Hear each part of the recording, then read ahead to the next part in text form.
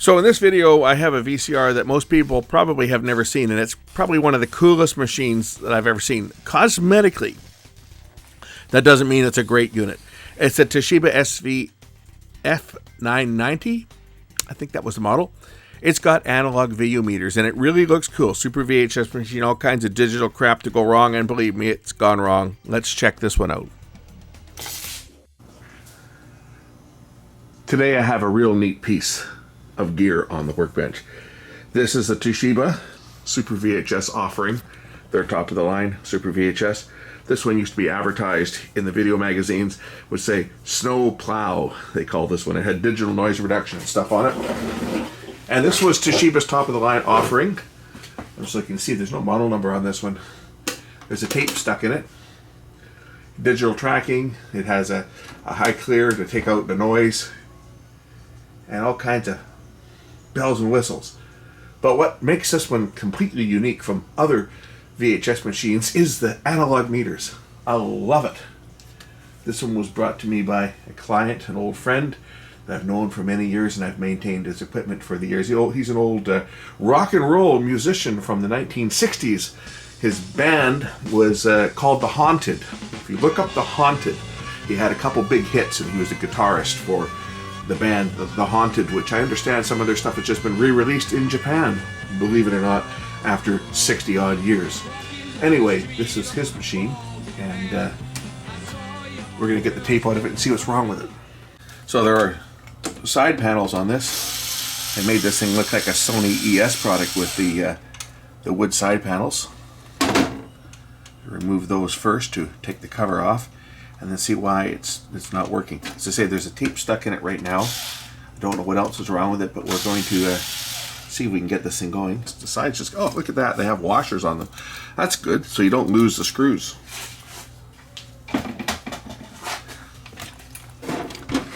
So we'll open this thing up on camera so you can see how this beast is built. As I say, I don't have any idea what's wrong with it. All I know is that it's got a tape stuck in it. So the top cover, I think, should lift off.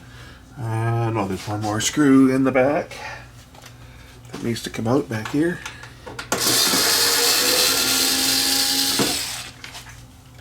Alright, now the top should lift off.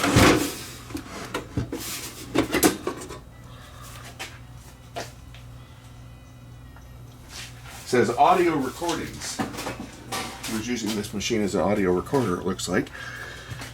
Alright, let's remove the head cover so I can observe what's going on here.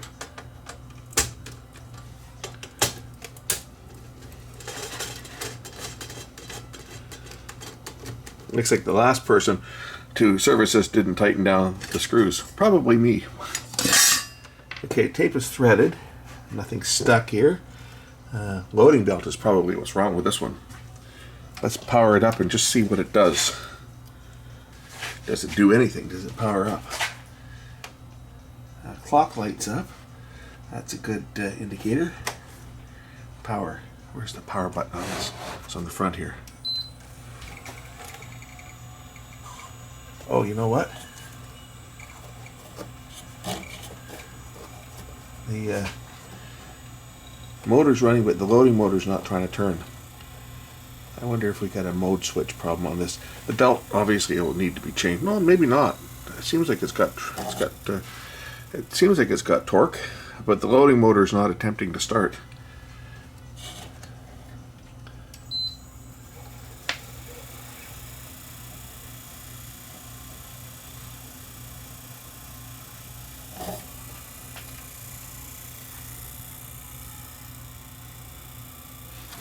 We'll check and see if there's any voltage getting to the loading motor that would attempt to operate it.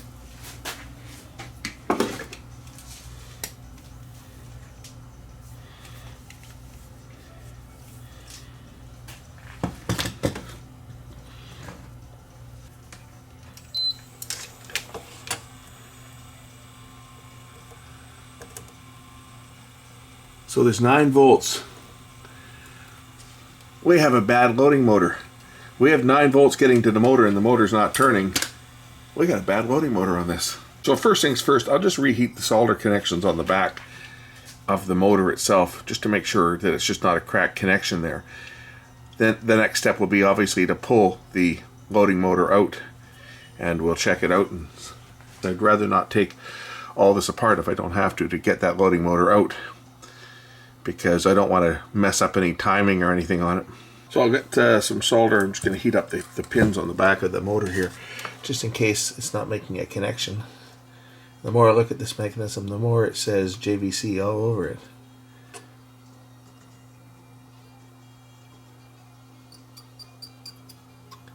If the motor's failed, it's not from excessive use, because this machine probably hasn't been turned on in 20 years. The motor's failed is probably because of oxidation and stuff that's built up on the armature. Oh, I saw that thing turn. There. Holy crap, it's working. Let's see if we can eject the tape. Where is the eject button?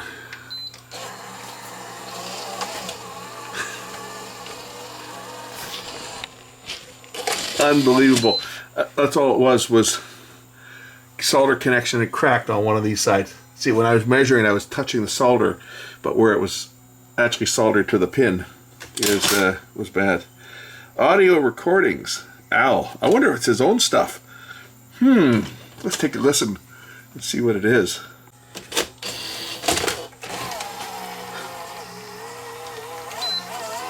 Play.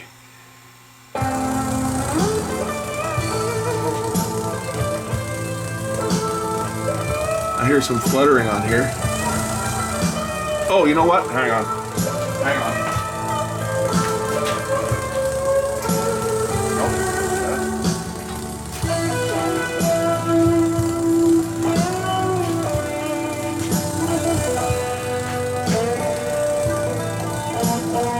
I hear some noise on the left channel.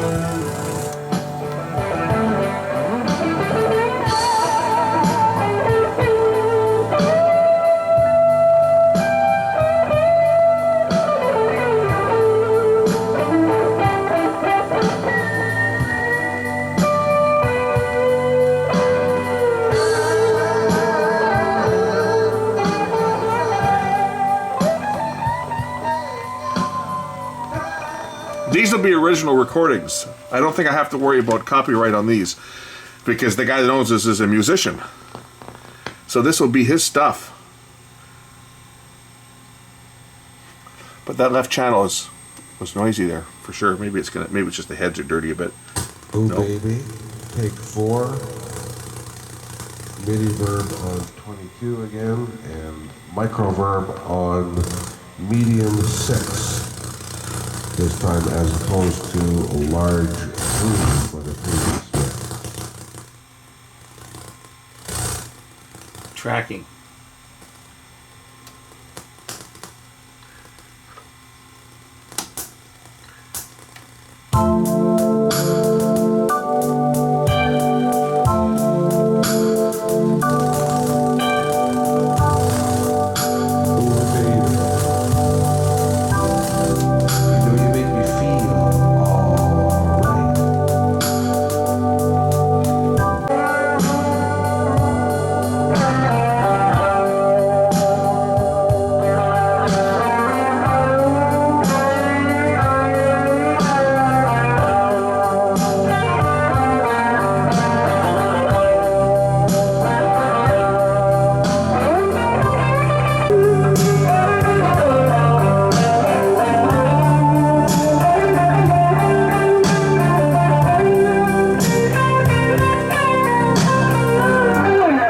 You know you make me feel alright. You know you make me feel alright.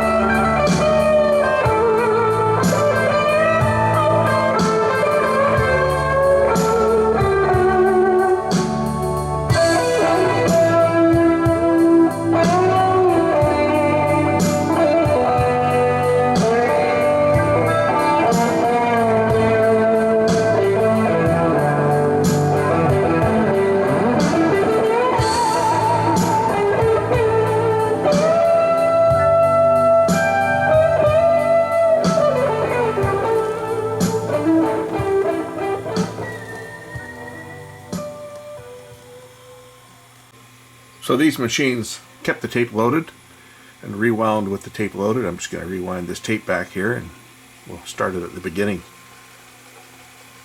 See what other tunes he's got on here. I'm thinking that it probably just hasn't been running for so long that the RF on the heads is a little bit low, and that once it runs for a bit here, it'll probably improve a bit.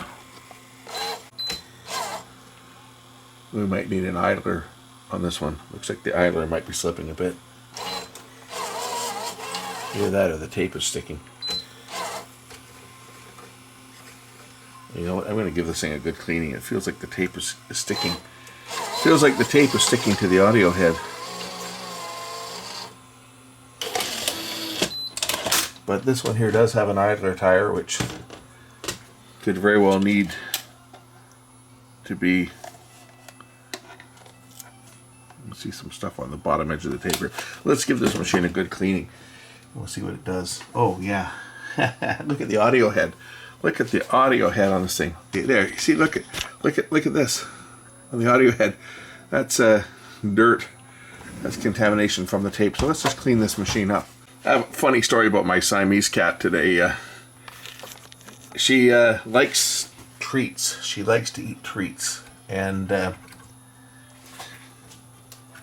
she's very vocal about getting her treats.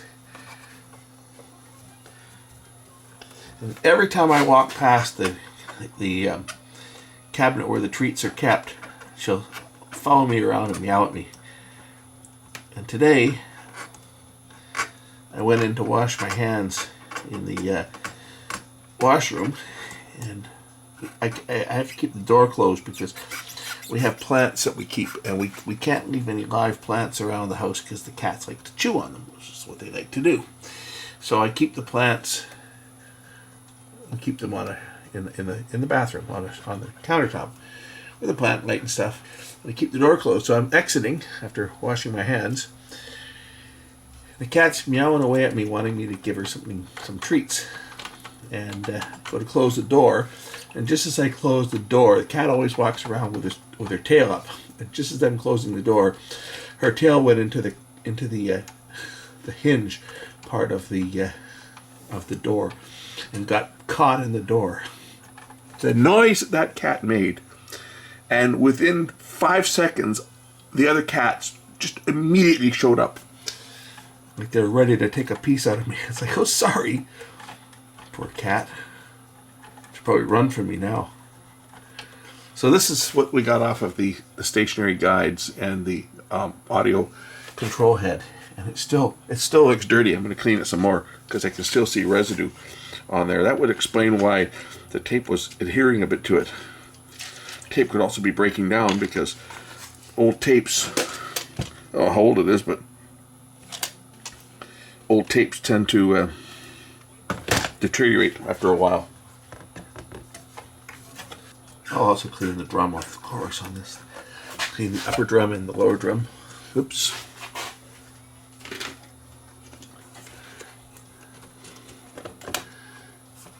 And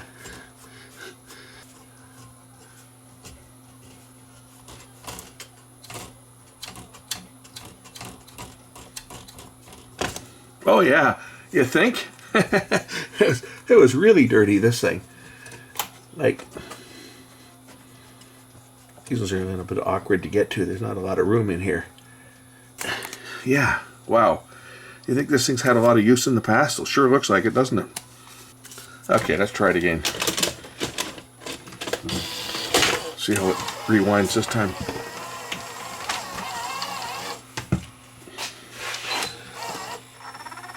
Ah, it's a bit better. I should go into full rewind now. Oh, I think that idler has got to be redone. It sure sounds like it's not rewinding, but.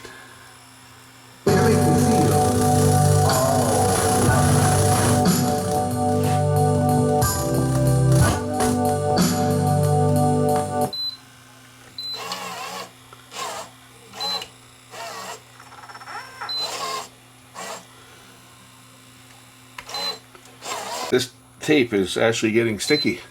It's sticking. Like I'm in play, and it'll stick. but I can feel the tension. Like the surface of this tape is really sticky. I bet you that head is going to be. I bet you that head's going to be dirty again within minutes, because it looks like this tape is suffering from sticky shed syndrome.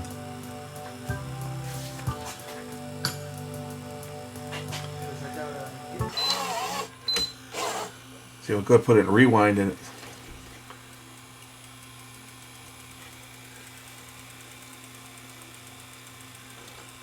See, it's sticking again, sticking to the audio head.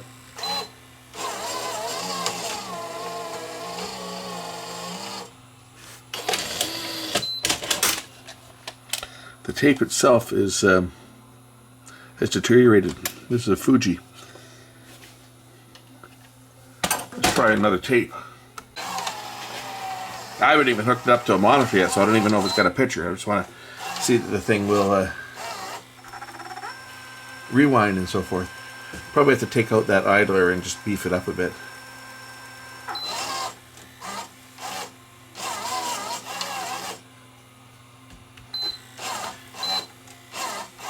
Oh. So I'm going to pull the cassette basket out. We're going to resurface that idler. I'll probably stick a belt around it just to give it a little more grip, because what's happened is it's wearing out, it's slipping. The surface of it has become very shiny over the years, so we need to increase the grip on the idler a bit. So a couple screws to remove the front panel, at least enough that I can take the cassette basket out.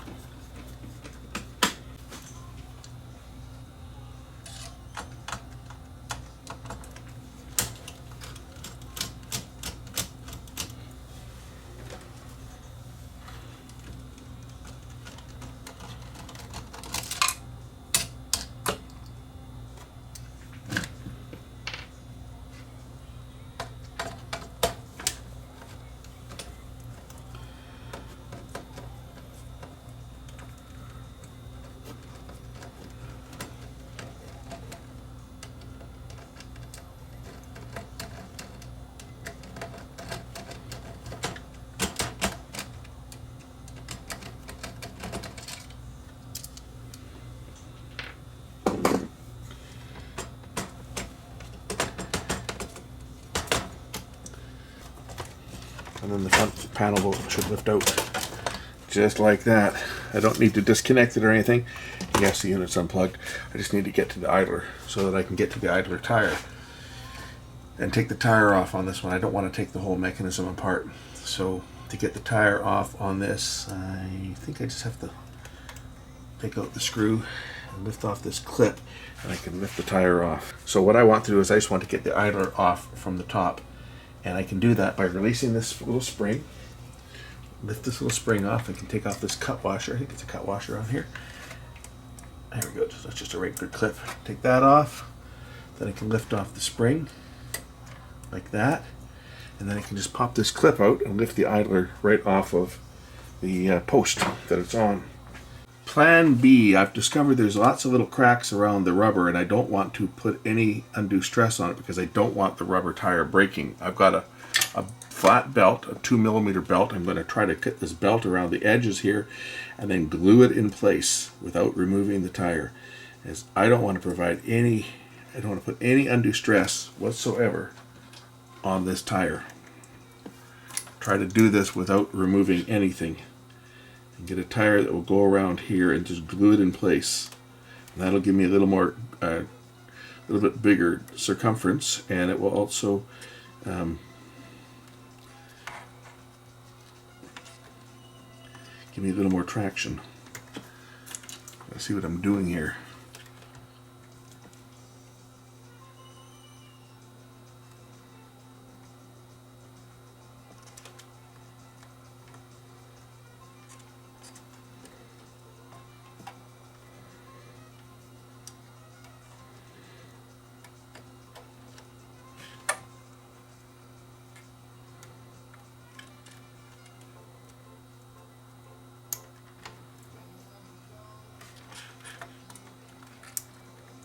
kind of like that, and then we'll glue it in place. See, now I got the belt on, let's make sure there's no twist in it, which like there is.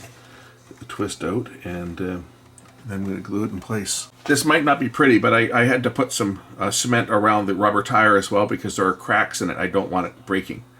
And so I've got the new belt glued around the edges of the tire. I'm just going to let it set up and dry before reconnecting everything.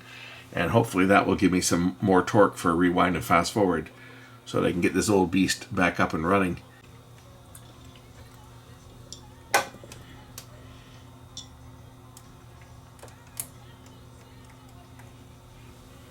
We'll reassemble the front loading mechanism. Check it out and see if it rewinds properly now.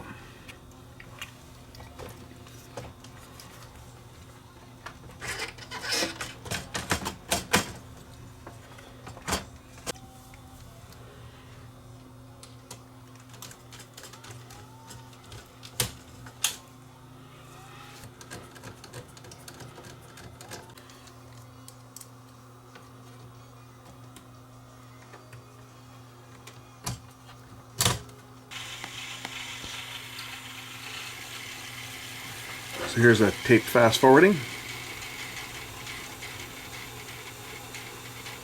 We'll go into rewind.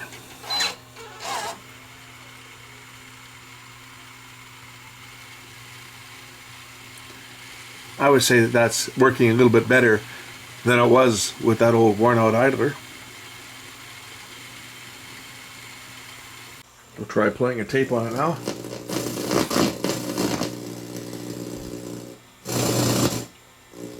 Oh, this has got problems. Look at Bose that. 1998 Fall Promotional Training. This is going to have a bunch of capacitors that are bad in here. The 1998 Fall Sound Opportunity Promotion. This fall's promotional theme is Sound Opportunity. Why Sound Opportunity? Because there's never been a better opportunity for your customers to fill their homes with superb sound by Bose. And special frequent sellers program incentives make your opportunity to take home Bose products sound better than ever. The Bose Fall promotion begins Thursday, November 5th, 1998, and ends on Sunday. So this one's got video problems as well. And at this point, I have to get a hold of the guy that owns it and just kind of give him an idea what he's looking at. But as you can see, the video playback is terrible on it.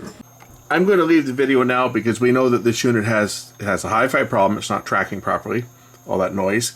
It has video problem on it. It really does need the idler tire replaced. I glued a belt around it, but it really does need an idler because the one that's under it's all cracked as well. But this is going to take a lot of work. This is loaded with those light blue Sanyo electrolytic caps that leak, the little 10 microfarad ones, like the ones that Sony had all those problems with their beta machines. This is loaded with them. So what I'm going to do at this point, I got to get a hold of the guy that owns it because I don't have authorization to spend any money on this machine. He brought it to me basically to take the tape out. So I'm going to kind of give him a ballpark of what I figure this thing might cost, which is not going to be cheap because it needs a lot of work done on it. And there's a good likelihood he's just going to tell me to keep the machine, and if that's the case, then I'll revisit this down the road and we'll see if we can get this thing to actually work properly. But if he doesn't want to fix it, that is, right? But so I'm going to end this one now because there's really not much else I can do until I get authority to either fix it for him or he disposes of it and leaves it with me. And then it's mine, and then I can tinker around with it and see if we can get it working a little bit better than it is. But right now, as you saw the picture, it's terrible. So this thing needs a lot of work. Like all these old Super VHS machines do, they require a lot of work a lot of times when they're this old. And it's not something I would advise people to spend a lot of money on an old machine like this, but hey, you know, there are a lot better machines, a lot more modern than this. If you're looking for a machine for Super VHS playback, there are a lot of machines out there that I think probably would do as good a job, if not better than this. This one's just kind of cool because it's got those analog meters, which is the only machine I've ever seen that has those analog meters on the front. So it looks like a high-end piece of hi-fi gear. And I think probably he used this a lot as an audio recorder for when he was doing mixing down his tapes. He had a Tascam DA30, which he gave me a couple of years ago. That was the one that was making the ticking sound. So I'm going to end it now. Now you've seen the inside of this machine. Hopefully we'll be picking this up on a future date. Either I'll be fixing it for myself, or I'll be fixing it for the guy that owns it if he decides he wants to spend the money on it. So that's it for now on this one. As you can see, look at the top here. Since this thing was made, is there a date on the back of this? Let's just take a look and see whether there's a date on the back. 86, 87 maybe? Anyway, it's at least 35 years old. Right, at least 35 years old. And the time that it's been there, I've serviced it a few times when I worked at the shop. He used to bring it in because he's a customer, was a long-time customer. But this sat in the studio in his rack, and you can see there was other equipment sitting on top of it. And so for all those years, this machine has been cooking. Quite warm due to ventilation. It wouldn't have all been that great with another piece of equipment sitting right on top of it. You can see the feet marks here. So this machine's been quietly cooking for the last 35 or so years. And all the caps have probably dried out in it.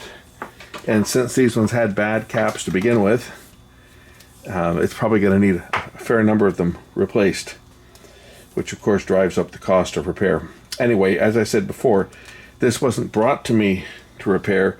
This was brought to me to retrieve his personal recording tape, and that was why he brought it. So if he wants to fix it, great. If he doesn't want to fix it and he wants to dispose of it and he leaves it with me, we'll do something with this, because I think this is one that might be interesting to get going. Anyway, thanks for watching. We'll catch you in the next one. Bye.